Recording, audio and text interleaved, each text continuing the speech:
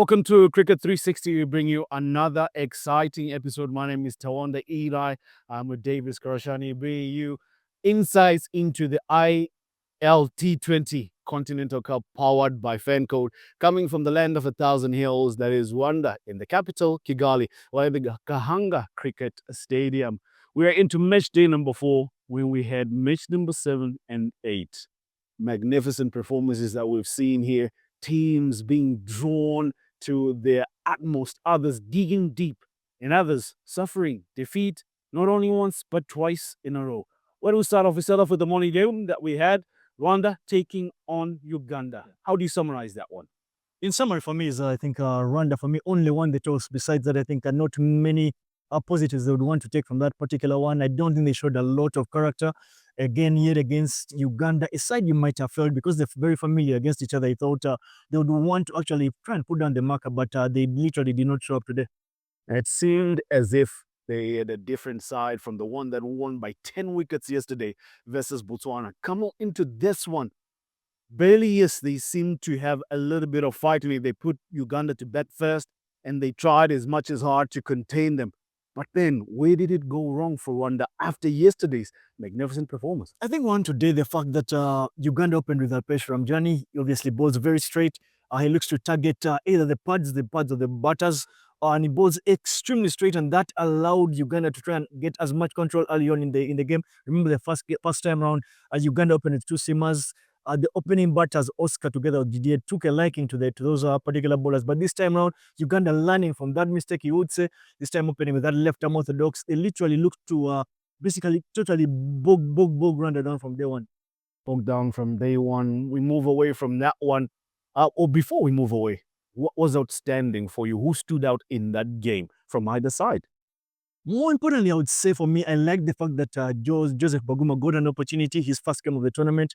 He's a young off spinner. I think he has a very, very bright and long future for him in Cricket Crane's colours. So it was good to see him play. But I also thought today, the captain, Yazata Risha, actually did stand up today. You felt that whereas there was a bit of an early wicket, he came in at a time whereby Uganda needed him to stabilize. And then he also was there at the time when Uganda needed to build momentum. So he's 44 off just about 33. I felt that he's actually finally arrived at the tournament. Arrived at the tournament, he did. In the post-match, he did say that he feels good having runs under his belt. He felt that he was a little bit short of those in this tournament and feels that 44 might just kickstart things for him. We move to the last game that we just had, the teams that have faced off each other 3 times prior to this one. Then on the 4th one, Nigeria meeting Botswana. And well, what a game we had. Botswana putting a rabbit out of the hat.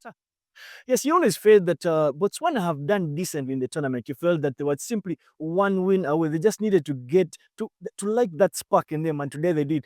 I felt because they bowled pretty well, especially the bigger part of that inning against Nigeria. Nigeria obviously started off pretty well, but for Botswana to finally pull it back, you might have felt they maybe considered 20 or 30 runs a bit too many, but yet again, another batsman in that Botswana lineup today finally stood up, put their hand up. Pumelo Silas finally over after quite a long time. He's actually put his hand up and done the job. But it was very good to see Castleman actually come out right after picking up an injury, come back to bat, and he got very important 18 runs there for Botswana. Well, for me, Castleman was the ignition key in the fight, because when he came on, he really took them on. The first maximum that he scored sort of also gave Pumelo Silas the ability to go on, because he had just lost Tata Anatose, whom he had built a 51 partnership with before Tata Anatose was given out. That was the spark that was needed by Botswana to cross over the line. Let's talk about Botswana's bowling unit.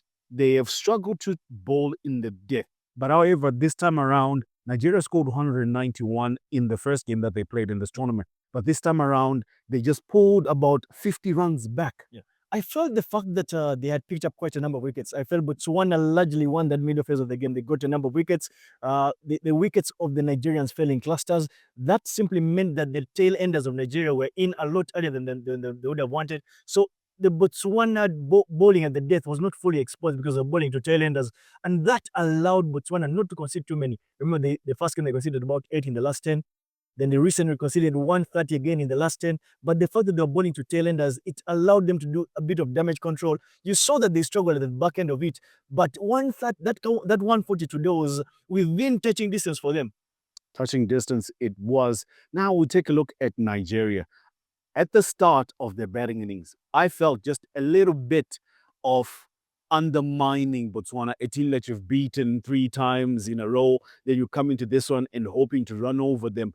Did you sense that, or I am mistaken? No, I don't think you're that mistaken. Clearly, you're not as blind as many who might have imagined. But even the way they walked into the ground, you could tell there was a bit of a sense of an attitude because Nigeria would have felt that perhaps they simply missed out on beating Uganda yesterday. So it might have walked up to this particular game feeling that they perhaps had a much bigger ego against a side that hadn't yet picked up a victory. And today they were a little bit complacent in the way they batted, the way they bowled. When they got to that 140 mark, you felt there was a sense of them feeling that they had probably more than even 20 runs, a bit too many for Botswana. When they got Karaba, you could tell that sense of feeling that they had gotten over the line already. But I felt the big moment for me was that over, the third over ball by Karim Ridwan, the leg spinner. I thought that over that went for about 16 runs, where Tatayone got 3 boundaries. I felt that for me was the largest turning point because it allowed momentum to swing back to Botswana. Swinging back to Botswana, and it came down to a nail biter of a finish. And boy, oh boy, was it magnificent. Right, we take a look at the whole tournament in a whole. Who has stood out for you largely? Of course, individually, I think for me, Ramjani Alpesh for me has been the standout bowler. He's bowled pretty straight.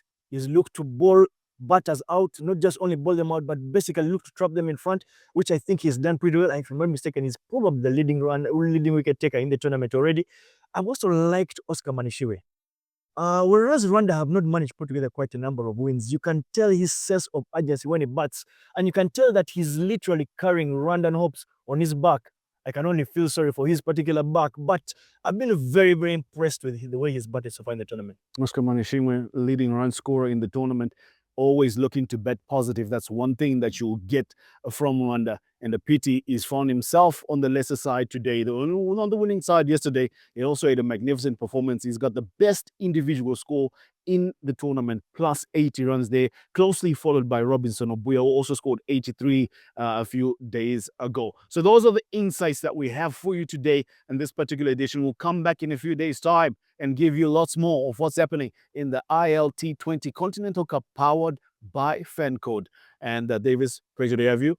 Pleasure is all mine. Look for the next one. Yes, match day number 5. Match day number 5. See you then.